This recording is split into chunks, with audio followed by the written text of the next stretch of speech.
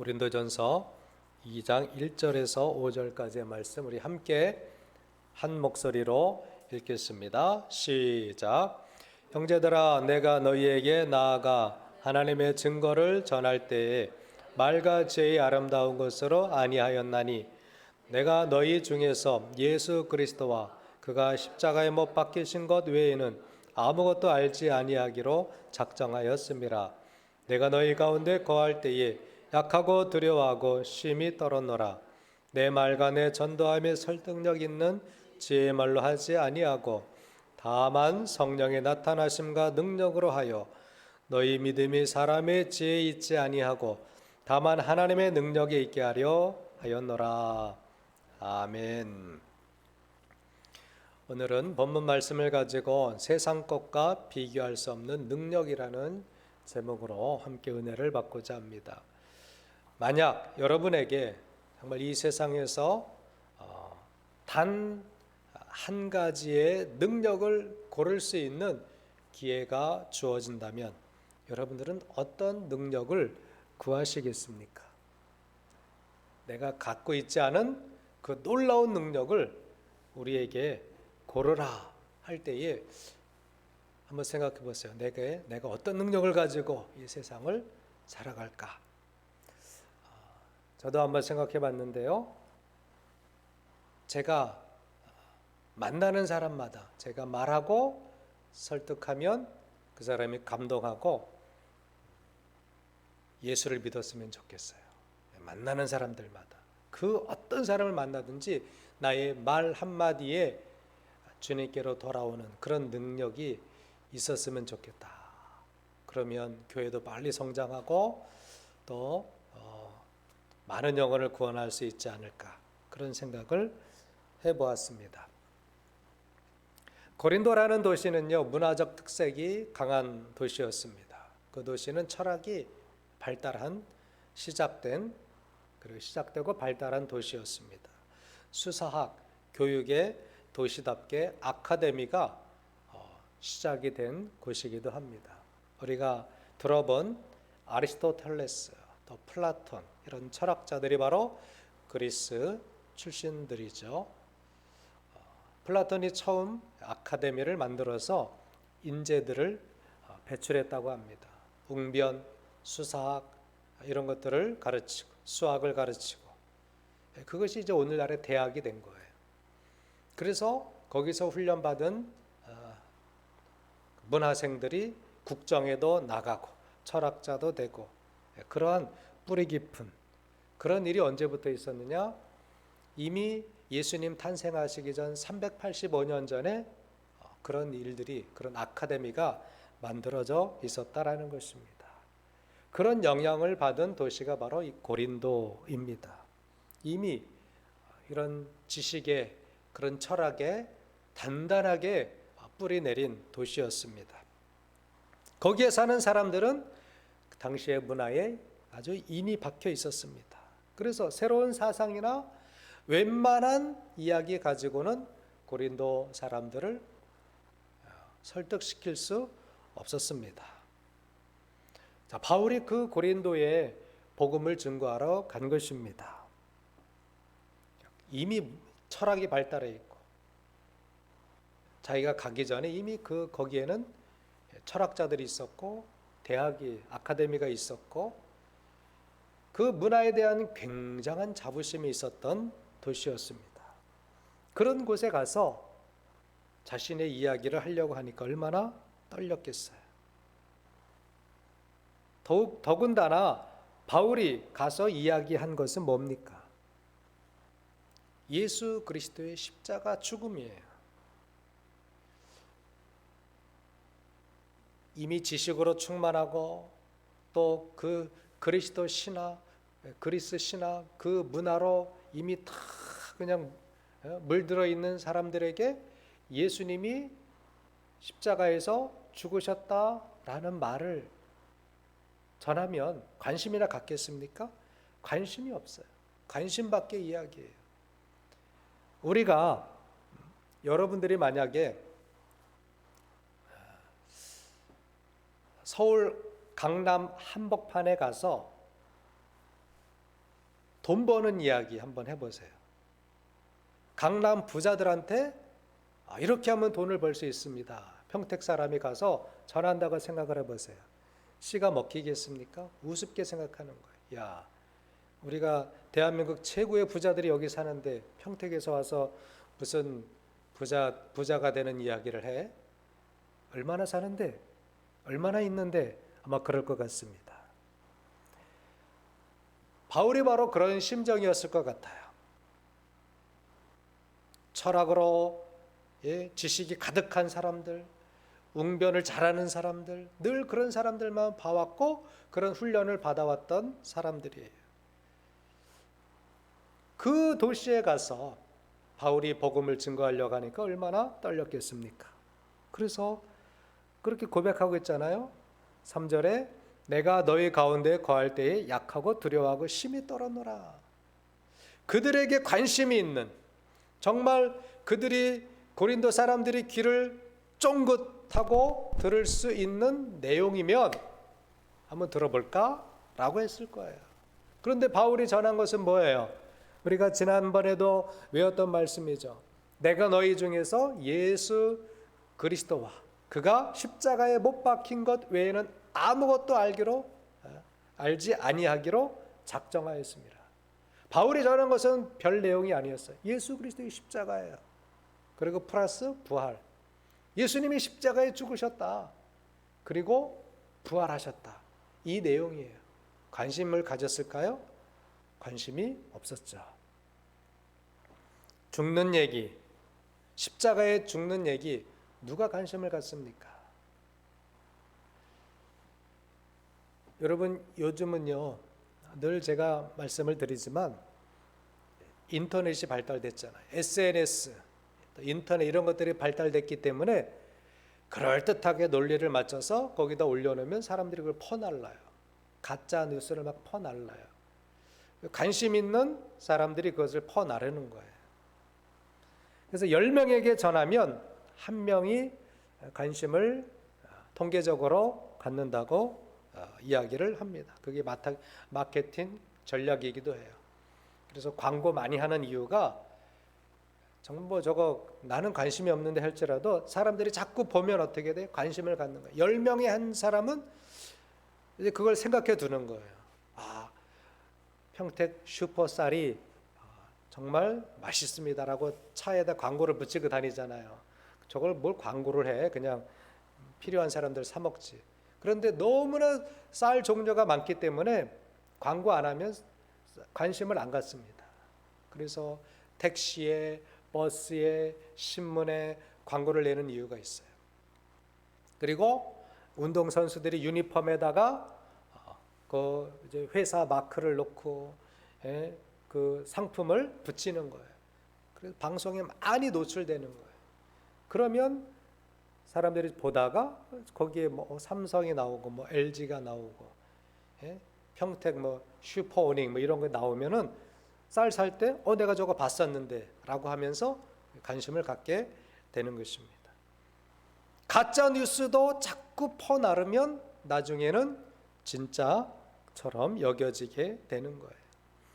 바울은 예수의 죽음에 대해서만 알기로 작정했다고 했습니다.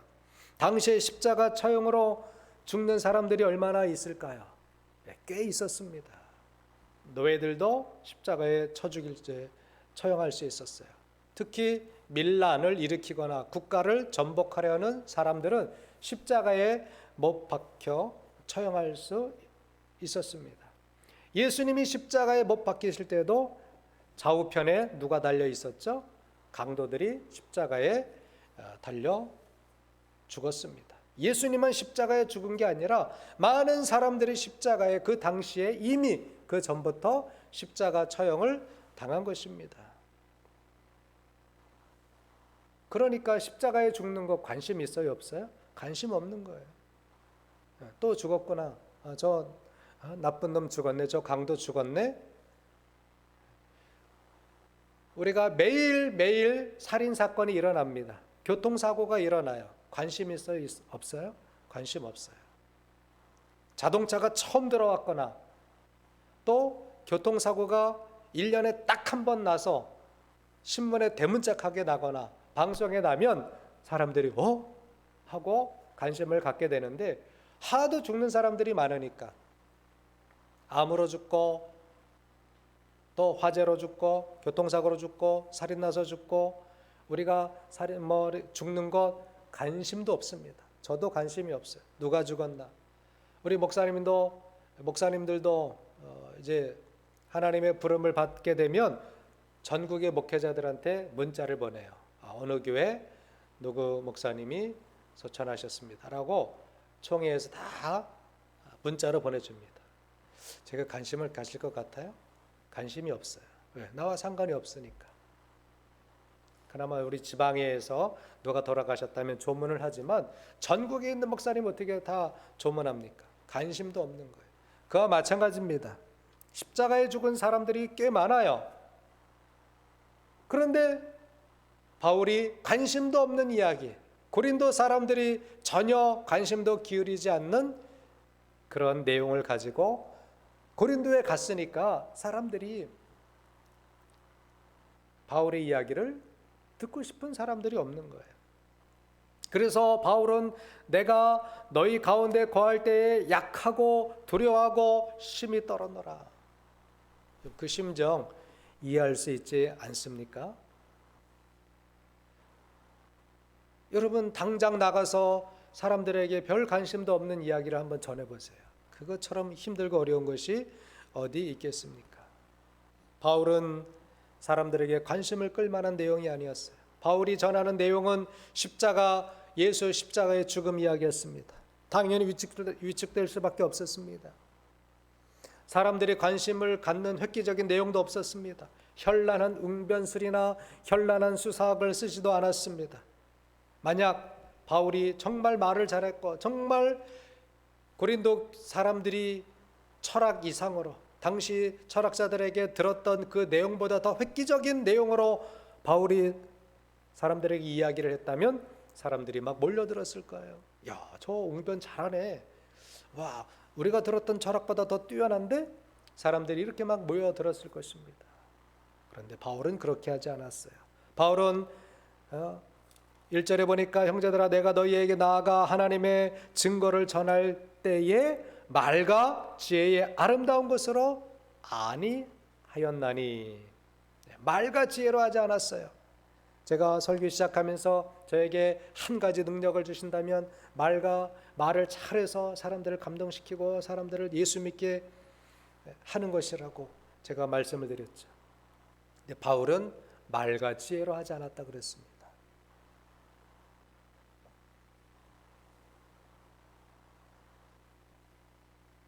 바울이 할 수 있었던 것은 없었어요. 왜냐하면 바울이 철학자도 아니잖아요. 또 바울이 이 고린도 사람처럼 거기서 아카데미에서 배운 것도 아니잖아요. 바울은 정치권에 나가려고 철학을 배운 것도 아닙니다. 출세하려고 했던 것도 아닙니다. 그냥 고린도 교회에 가서 고린도 지역에 가서 예수 그리스도 자신이 만난 자신을 변화시킨 그 놀라운 경험을 가서 그냥 전할 뿐이었어요. 그래서 두려워 떨 수밖에 없었습니다. 여러분 그런데 그들이 예수를 믿었어요. 바울이 전하는 소식을 들었어요. 그래서 교회가 생긴 거예요. 그 과거를 생각하면서 지금 고린도 교회에 문제가 있기 때문에 바울이 옛날 이야기를 전에 했던 자기가 경험했던 이야기를 들려준 거예요. 어떻게 고린도 교회가 탄생해서 여기까지 왔는지 과거 이야기를 좀 하는 것입니다. 왜? 그들을 설득하기 위해서. 아름다운 말로도 전한 것이 아니에요. 뛰어난 지혜로 전한 것도 아닙니다. 내용이 좋은 것도 아니었어요. 내용은 단 한 가지. 예수 그리스도의 십자가 죽음. 그리고 플러스 부활. 이겁니다. 이게 전부예요.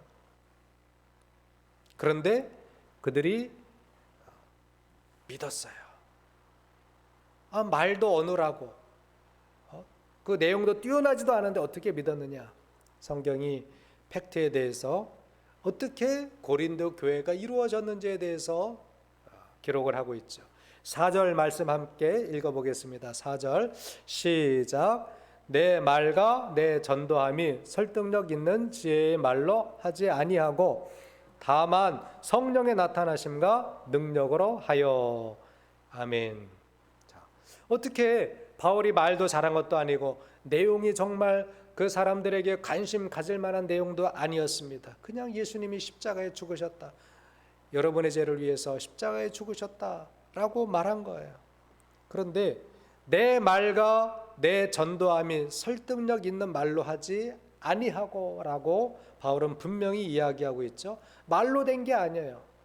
뛰어난 언변으로 된 것이 아닙니다. 다만이라는 헬라어는 알라라는 말이에요. 알라. 그러나 반이어예요. 반이어. 내가 말로도 지혜로운 말로 하지도 아니하고 또 아름다운 어떤 지식으로 하지도 아니했는데 어떻게 너희들이 믿었는가? 어떻게 너희들이 그 관심도 없는 내 말에 너희들이 믿었냐? 믿게 된 결정적인 이유가 뭐예요? 성령의 나타나심과 능력이다라는 것입니다. 고린도 사람들은 도도했습니다. 우리가 안 봐도 뻔하죠. 세상의 신을 믿었어요. 우상에 임박해 있었던 사람들입니다. 그들은 예수 그리스도의 십자가 정말 관심도 없는 이야기예요.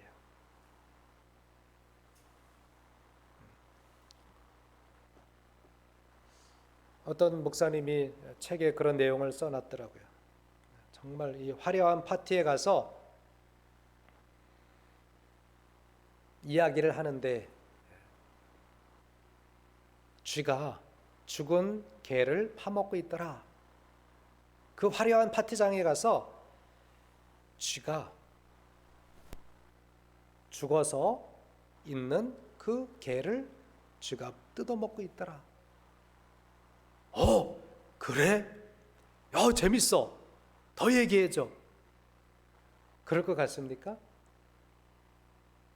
아니죠. 그런 뉘앙스로 예수 그리스도의 십자가 이야기를 전할 때에 고린도 사람들은 전혀 관심이 없었다라는 것입니다. 여러분, 길 가다가 우리 차를 타고 가다 보면 고라니, 고양이, 개 이런 것들이 쳐 죽은 그런 장면들이 있어요. 그런 얘기하면 여러분 사람들이 감동적이네. 야, 관심 있어. 또 다른 얘기 없어? 그럴까요? 안 그렇잖아요. 예수 그리스도의 십자가 사건은 전혀 고린도 사람들의 마음을 감동시킬 내용이 아니었습니다. 그런데도 어떻게 그들이 예수를 구주로 믿게 되었는가? 어떻게 그들이 바울의 전한 이야기를 듣고 교회를 이루게 되었는가? 그것이 신비하다라는 것입니다. 신비해요, 신비. 믿음은 신비해요. 어떻게 믿게 되었느냐? 성령의 나타나심과 능력으로 믿게 되었다라는 거죠. 5절의 말씀이에요. 5절도 한번 읽어보시겠습니다. 시작.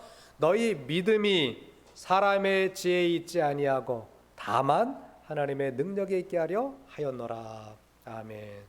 참 놀라운 거예요. 여기서도 다만이라는 알라, 그러나라는 말이 또 쓰여지게 되죠. 바울이 전한 내용으로는 고린도 사람들이 설득될 수 없었어요. 바울 자신으로 인해서는 사람들이 예수를 믿을 수가 없었어요. 그런데 놀랍게도 성령이 나타나시고 성령의 능력으로 그 고린도 사람들이 믿어. 그 믿음은요, 사람의 지혜 때문이에요? 아니죠. 내가 예수를 믿는 것은 나의 지혜요, 나의 이성이요? 아니다라는 거예요. 믿음은 이성적으로 생기는 것이 아니다라는 것입니다. 과학적이고 분석적인 사람이 예수를 믿는 것이 아니다라는 것입니다. 말 잘하고 호소력 있는 언변 때문에 사람들이 예수 믿는 것이 아니다라는 것입니다. 이것이 바울의 확신이었어요. 믿음 자체도 하나님의 능력이다라는 것입니다. 따라해 보실까요? 믿음 자체도 하나님의 능력이다. 하나님의 신비다. 우리가 믿은 거, 우리도 마찬가지다. 내가 예수 믿은 거, 전에는 우리가 뭐 예수 사건, 우리 관련도 없잖아. 2000년 전에 그걸 어떻게 믿어요, 여러분? 내가 보지도 않고 어떻게 믿어요? 작년에 있었던, 어제 있었던 일도 잊어버리고 어제 있었던 일도 지나간 과거가 되는데, 그래서 신선함이 없는데 2000년 전의 이야기잖아요. 그런데 여러분, 우리가 믿잖아요. 그렇죠? 저도 믿었잖아요. 이게 이성으로 됩니까? 내 지혜로 됩니까? 안 되는 거예요. 정말 믿음은요, 하나님의 신비예요. 하나님의 선물이에요. 믿어지더라고요. 믿어지니까 정말 놀라운 은혜가 저희 마음속에, 또 여러분의 마음속에 생기지 않았습니까? 믿음이 놀라운 축복이에요. 고린도전서 12장 3절에도 나와 있지 않습니까? 우리 고린도전서 12장 3절 화면 한번 보시고 읽어보시겠습니다. 시작. 그러므로 내가 너희에게 알리노니 하나님의 영으로 말하는 자는 누구든지 예수를 저주할 자라 하지 아니하고, 또 성령으로 아니하고는 누구든지 예수를 주시라 할 수 없느니라. 아멘. 성령으로 아니하고는 누구든지 예수를 주라고 고백할 수 없대요. 맞죠? 그러니까 내가 믿은 게 아니잖아요. 내가 내 지혜로 믿은 게 아니잖아요. 내 이성적인 판단으로 믿게 된 것이 아니잖아요. 다만 하나님의 능력으로 우리가 믿게 되었고 교회를 이루게 되었다라는 것입니다. 그렇다면 우리가 이 성령의 나타나심, 성령의 능력, 이게 키포인트잖아요. 오늘날도 마찬가지죠. 예수 믿게 되는 결정적인 원인은 성령의 나타나심과 능력이에요. 성령께서 그 사람이 믿게끔 하셔야 되는 거죠. 그럼 이 성령의 능력은, 성령의 나타나심은 어떻게 하면 나에게 오게 할 수 있는가? 어떻게 하면 나에게 성령의 능력이 나타나게 할 수 있는가? 이게 관건 아니겠습니까?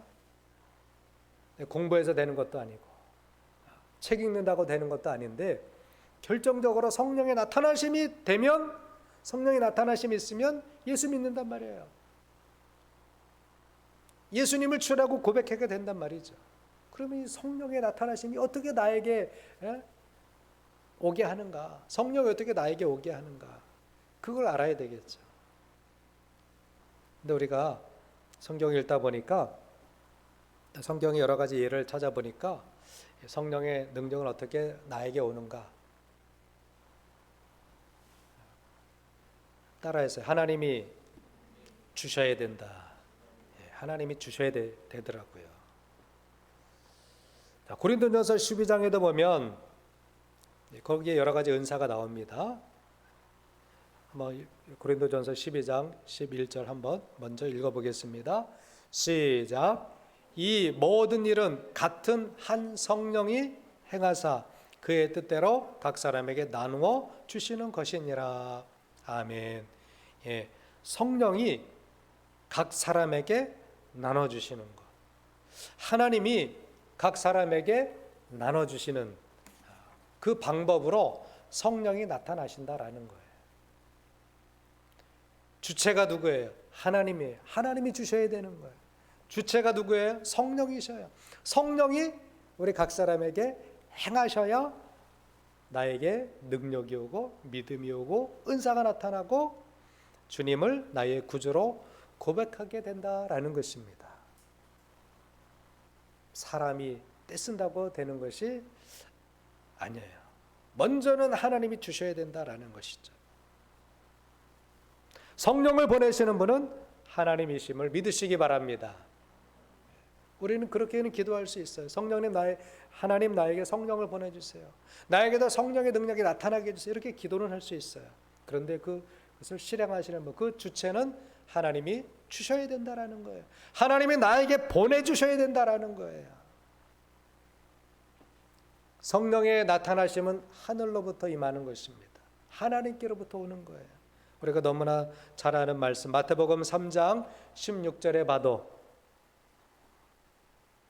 같이 읽어보시겠습니다. 마태복음 3장 16절 시작. 예수께서 세례를 받으시고 곧 물에서 올라오실새 하늘이 열리고 하나님의 성령이 비둘기같이 내려 자기 위에 임하심을 보시더니. 아멘. 자, 위에서부터 하나님의 성령이 어떻게 내려왔어요. 태균아 일어나서 들어. 내려왔어요. 하나님이 주시는 거예요. 하나님이 보내주시는 거예요. 위에서부터 내려오는 거예요. 쉽게 말씀을 드리면, 자, 상류댐에서 물을 가둬요. 그렇죠? 물을 꼭 댐은 이제 물을 막는 거잖아요. 그래서 수문을 만들어 놓고 상류댐에서 문을 꽁꽁 닫아버리면, 꽉 닫아버리면 밑에 쪽으로 물이 흘러가요, 안 흘러가요? 안 흘러가죠. 그 아래쪽을 다 가무는 거예요. 물도 없는 거예요.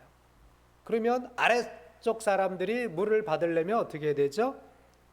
댐 문을 열어줘야 되는 거예요. 마찬가지죠. 자, 우리 각 집에 수도가 다 있어요. 주방에 수도가 수도꼭지가 다 있죠. 이 수도 정수장에서 우리가 아무리 이제 거기서 닫아놓으면, 우리가 아무리 수도꼭지를 열면 물이 나와요, 안 나와요? 에? 정수장에서 물을 다 잠궈버렸어요. 물 나와요, 안 나와요? 안 나오죠. 쉽게 말씀드리는 거예요. 하나님이 보내주시지 않으면 성령의 능력과 나타남은 없어요. 예수 믿을 사람이 없는 거예요. 왜? 그것은 관심이 없는 것 내용이에요. 2000년 전의 사건 나와 무슨 상관이 있어요? 아무 상관이 없는 거죠. 자, 사도행전 2장 2절에 봐도 호련히 하늘로부터 강한 바람 같은 소리가 있어 그들 위에 그들이 앉은 온 집에 가득하여. 하늘로부터라 해서 하늘로부터. 성령의 나타나심은 하늘로부터, 하나님으로부터 성령의 나타나심과 능력이 있었기 때문에 그 철학에 물들어 있던, 지식이 최고라고 생각하고 있었던 고린도 사람들이 바울이 전한 예수 십자가의 죽음, 그 내용을 듣고 성령의 나타나심이 각 사람 가운데 작용해서 그들이 주님을 구주로 고백하게 되어서 고린도 교회를 이루게 된 것입니다. 두 번째로, 성령이 나타나심이 누구에게 임하는가? 여러분 같으면, 여러분이 줄 수 있는 그런 권한이 있다면 누구에게 주시겠습니까? 한번 생각해 보세요. 내가 줄 수 있는 권한이 있어요. 아주 귀한 거예요. 아주 놀라운 거예요. 아주 신비한 거예요. 그러면 누구에게 주시겠습니까? 꼭 줘야 된다면 누구에게 주시겠습니까? 정말 내가 주는 이것을 받을 만한 사람, 내가 이것을 줘도 소홀하지 않는 사람, 낭비하지 않는 사람, 잘못 사용하지 않을 사람, 그 사람에게 주겠죠. 우리도 마찬가지예요. 하나님이 누구에게 주시겠어요? 하나님이 성령을 보내주셔도 그것을 그냥 처박아 두거나 관심도 없어 하거나 아니면 돈벌이로 사용하거나 잘못 사용할 사람들에게 하나님이 주시겠습니까?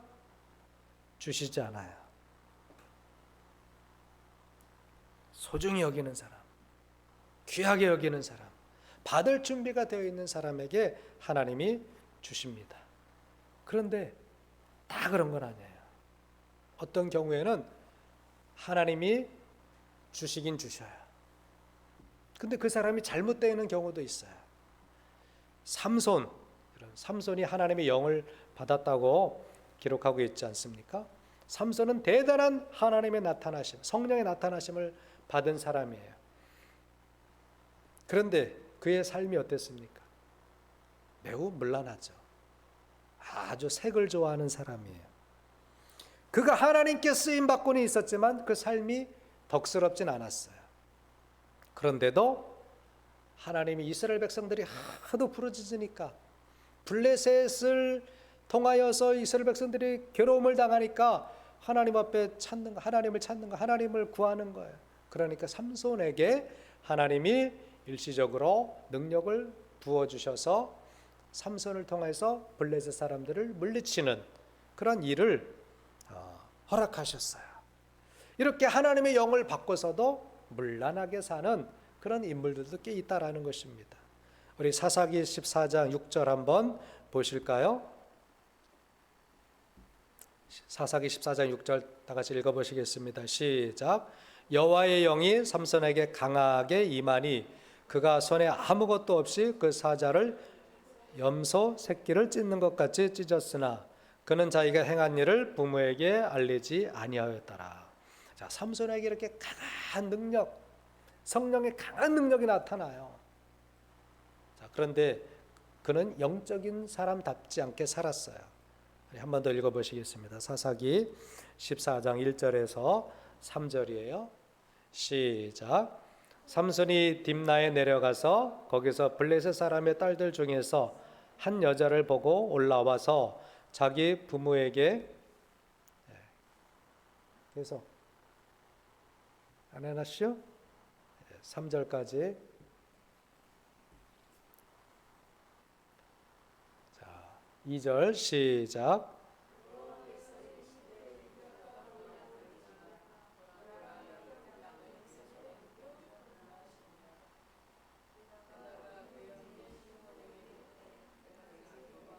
아니에요. 14장이에요. 14장 1절에서 3절인데, 자, 빨리빨리 한번 찾아보세요. 성경을 찾으셔야 되겠습니다. 제가 읽어드릴게요. 삼손이 딥나에 내려가서 거기서 블레셋 사람의 딸들 중에서 한 여자를 보고 올라와서 자기 부모에게 말하여 이르되 내가 딥나에서 블레셋 사람의 딸들 중에서 한 여자를 보았사오니 이제 그를 맞이하여 내 아내로 삼게 하소서 하며 그의 부모가 그에게 이르되 내 형제들의 딸들 중에나 내 백성 중에 어찌 여자가 없어서 내가 할례 받지 아니한 블레셋 사람에게 가서 아내를 맞으려 하느냐 하니 삼손이 그의 아버지에게 이르되 내가 그 여자를 좋아하오니 나를 위하여 그 여자를 데려오소서, 이렇게 이야기를 합니다. 자, 영적인 사람답습니까? 아니죠. 딱 보고 이쁘니까 저 여자 내 아내로 삼아야지.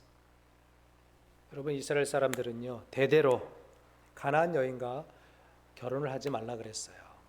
그래서 아브라함도 이삭도 야곱도 가나안 여자와 결혼하지 않았습니다. 그런데 못된 사람, 못된 자식들은 그 가나안 사람들과 결혼을 해요. 삼손은 못됐죠. 아버지에게 막 대드는 거예요. 아버지, 내가 좋아하는 여자인데 빨리 결혼시켜 주십시오.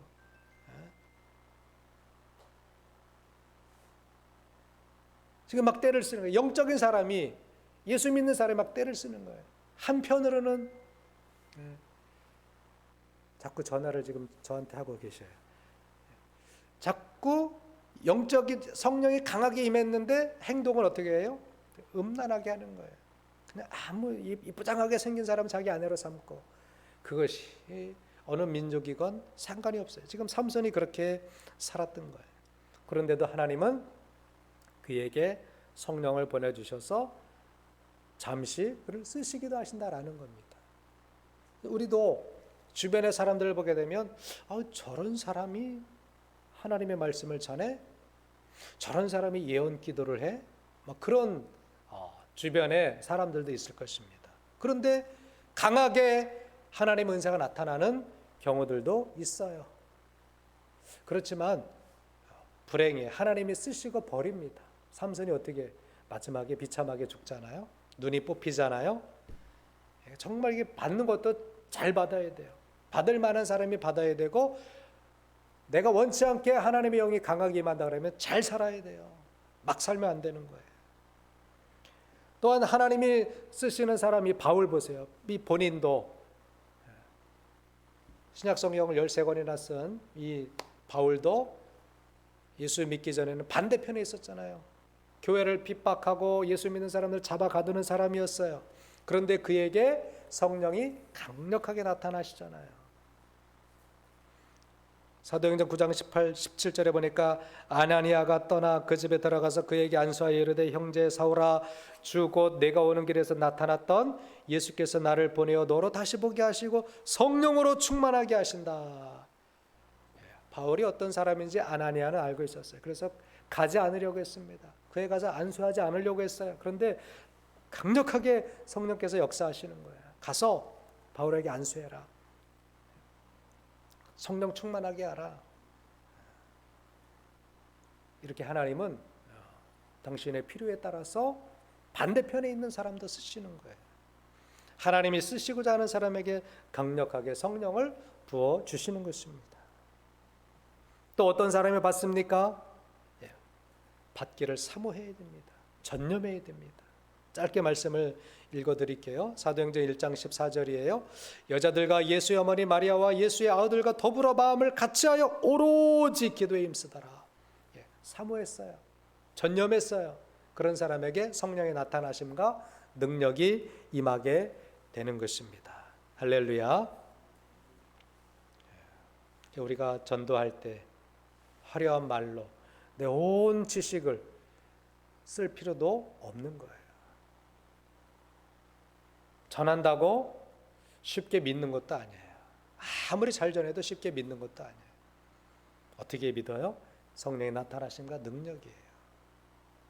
그래서 우리가 실망할 필요도 없고 또 대단하게 내가 전하면 100명, 300명 오겠지? 그런 마음도 없어야 돼요. 언제 어떻게 성령께서 그 사람을 감동시킬지 우리는 알 수 없는 거예요. 결론의 말씀을 맺습니다. 사람들이 생각하기에 미련한 것, 어리석은 것, 여러분 그것으로 그 사람의 인생이 달라진다면, 그 인생이 변한다면 놀라운 신비 아닙니까? 내용이 별로 없어요.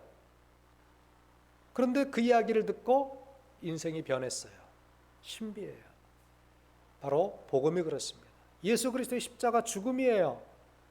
그리고 부활하신 거예요. 별 내용이 없어요.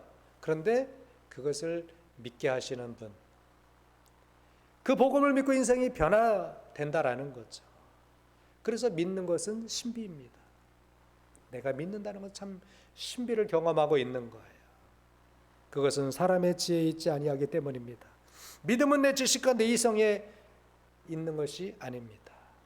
믿음은 하나님께로부터 오는 것입니다. 우리가 믿는 것은 세상이 관심을 두지 않는 이야기예요. 예수 십자가 이야기는 도리어 불편한 이야기예요. 재미없는 이야기일 수도 있습니다. 그러나 분명하게 예수 그리스도의 십자가 사건을 나를 위한 사건으로 믿는 그 사람에게는 세상과 비교할 수 없는 하나님의 능력이 주어진다라는 것입니다. 세상 것과 비교할 수 없는 능력, 바로 성령의 나타나심과 능력이에요. 세상에서 얻을 수 없는 것입니다. 하나님이 주시는 거예요. 또 사모하는 자에게 하나님이 주시기도 하십니다. 하나님이 뜻대로 쓰시기 위해서 어떤 사람이 강력하게 부어주시기도 하십니다. 세상 지식의 힘과 세상의 현란한 말과 능력으로도 비교 안 되는 능력, 성령의 나타나심과 그 능력이에요. 그러므로 믿음이 신비인 줄을 우리는 믿습니다. 믿으면 구원받습니다. 믿으면 질병에서도 고침받습니다. 어떻게 고침받는지 몰라요. 신비이기 때문에. 그러나 믿는 사람에게, 나에게 성령의 나타나심이 있을 것을 믿고 기도하는 사람에게 그 질병이 고침받게 된다라는 것입니다. 믿으면 문제가 풀리기도 합니다. 어떻게 풀리는지는 몰라요. 그런데 믿으면 신비롭게도 안 되던 문제들이 법으로도 안 되고 어떻게도 안 되는데 믿고 기도하니까 믿음으로 문제가 풀리기도 한다라는 것입니다.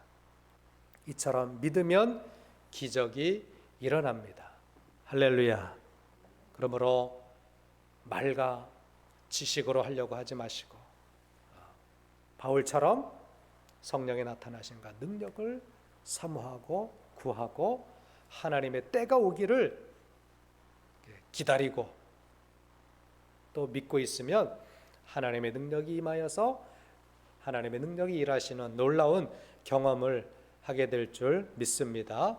우리 교회적으로도 우리 각자 각 사람도 성령의 나타나심과 능력을 간절히 사모하며 하나님께서 일하시기를 기도하고 바라고 집중하는 우리 모든 성도님들 되시기를 예수님의 이름으로 축복합니다.